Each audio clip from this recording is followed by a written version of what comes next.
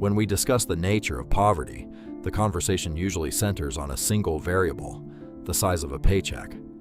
The standard calculation assumes a simple balance of money coming in versus money going out.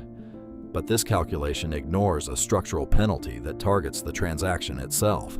This is the poverty tax, an active financial penalty incurred specifically because of a lack of cash on hand. It functions as a systemic machine that charges the individual for the absence of capital. Consider a very common disruption that happens to almost everyone at some point: a sudden, unexpected $400 car repair. For a secure household, this is a minor annoyance. For a household without savings, it is a crisis. The central question is how the exact same repair can cost vastly different amounts of money, depending on the driver's bank balance. These emergencies act as a vacuum, extracting resources specifically from those with the least ability to spare them. To see this divergence, track two people facing a $400 bill. Person A has a small buffer. They pay the $400 once, problem resolved. Person B lacks savings but needs the car. They take a 30% interest loan for the cost. The car is back on the road, but the driver is now tied to a new, aggressive debt obligation. They haven't actually paid for the repair. They have converted a one-time fee into a recurring subscription. When we track this over 6 months, we see the impact of compounding interest.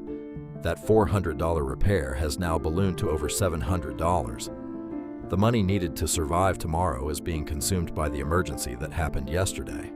The system ensures that the cost of survival rises faster than the ability to pay, making the exit point more distant, even when labor remains constant. This cycle stems from the absence of a financial shock absorber. Without that buffer, every minor disruption causes deep damage to the rest of the financial structure. Escaping this specific trap does not require a massive salary increase or a sudden windfall.